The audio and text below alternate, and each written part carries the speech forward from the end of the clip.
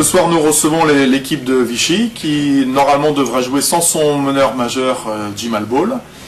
Donc ça va être une équipe un peu différente parce que c'est vrai que Jamal Ball était un joueur vraiment important dans la stratégie offensive de Vichy. Donc on va avoir à s'adapter un petit peu par rapport à ça. On va devoir bien sûr nous relancer le jeu comme notre habitude pour vraiment courir en attaque et essayer d'avoir des paniers plus faciles. Et puis sinon, on va avoir aussi à travailler demi-terrain parce qu'on sait que Vichy en défense aide vraiment beaucoup à l'opposé du ballon et notamment quand on vient amener la balle sur le joueur intérieur. Ils viennent aussi venir à deux sur la balle, ils viennent trapper au ballon par la ligne de fond. Donc on va avoir aussi ce soir, on va avoir besoin d'une qualité de passe entre nous qui va être intéressante pour pouvoir gagner ce match contre Vichy.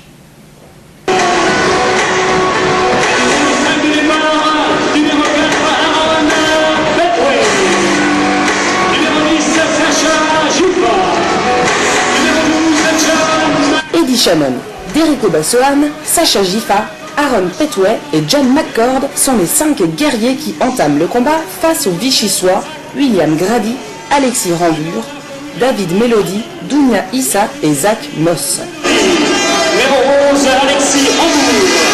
Et numéro 14, Dounia Issa.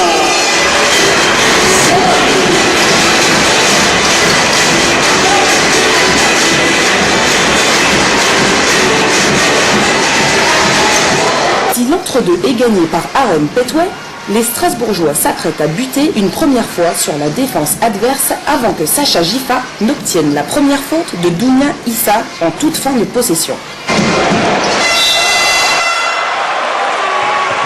La JAV a déjà verrouillé l'accès à son panier et prend une première avance, 1-5 après 3 minutes. Sacha Gifa inscrit les 7 premiers points de son équipe et permet aux siens de rester proche de Vichy, 7-9 après 6 minutes de jeu. Aaron Petway commet sa deuxième faute, totalement inutile celle-là, et se voit rappelé sur le banc pour laisser sa place à Rob Lewin. Alors que Vichy a repris une petite avance après les 2 lancers de Moss et une banderie à 3 points de Grady, Rob Lewin inscrit ses premiers points en obtenant la faute du même Grady. La faute.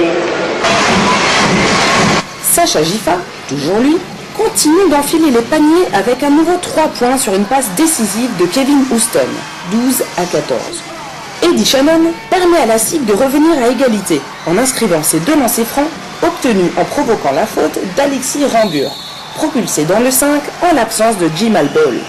Les Strasbourgeois prennent la première fois la tête grâce au lancer de Rob Lewin et John McCord. Gauthier d'Aragon manque son lay-up alors qu'il avait réussi à semer son défenseur en route.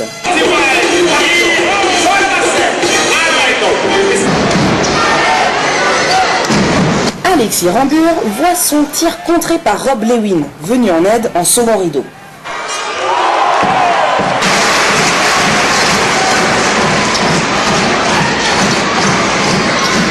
En début de deuxième quart, les 2 équipes se rendent chaque coup. 20-20, puis 22-22 après 14 minutes de jeu. Kevin Houston stoppe le 6-0 en cours pour Vichy, mais se voit siffler une faute offensive dans la foulée. Après ses 31 points face à Chalon, l'arrière de la SIG est marqué de près par ses vis-à-vis, ce qui le rend quelque peu nerveux alors qu'il commet sa deuxième faute sur Rashid White. 2 lancers de Gauthier d'Aragon rapprochent Strasbourg à 3 longueurs. Mais, sur 2 remises en jeu consécutives, les Strasbourgeois perdent la balle. Si la première donne 2 lancers à Curtis Sumter, la deuxième ne peut heureusement être exploitée par Vichy avant la fin de cette première période.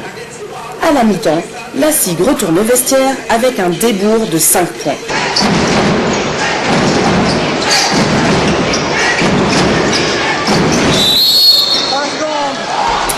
David Melody inscrit les premiers points de la seconde mi-temps. Et John McCord remet les siens en ordre de marche avec une claquette. Un nouveau panier de Sacha Gifa derrière l'arc permet aux siens de rester au basque de Vichy. Eddie Shannon cherche Aaron Petway, qui obtient la faute handisportive de Zach Moss.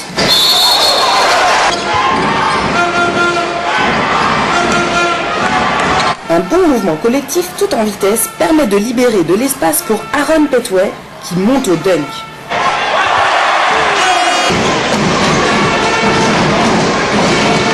Eddie Shannon se fait le relais de son pivot pour inscrire 5 points d'affilée. Bien que Curtis Center semble partir seul, Rob Lewin évite un nouveau panier adverse juste avant le buzzer au profit d'un nouveau contre en haute altitude.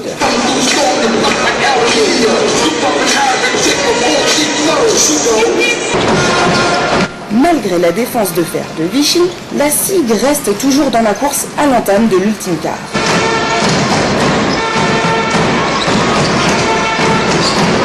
John McCord, toujours au four et au moulin, inscrit 2 nouveaux points sur une passe décisive de Rob Lewin. Vichy reprend 5 points d'avance avant que Derek Obasohan, auteur de 3 paniers à 3 points, ne ramène les 2 équipes à égalité parfaite. Vichy ne fléchit pas et continue de défendre farouchement. Si Strasbourg, par l'intermédiaire de son meneur Eddie Shannon, tente de réduire l'écart, 66 à 70 puis 69 à 71, la JAV s'apprête à remporter le gain de cette 22e journée. Bien que derrière au score pendant la majeure partie de la rencontre, la SIG a entretenu l'espoir en restant toujours à distance raisonnable de Vichy. Mais au final, la meilleure défense de proie et les nombreuses pertes de balles auront eu raison des ardeurs alsaciennes.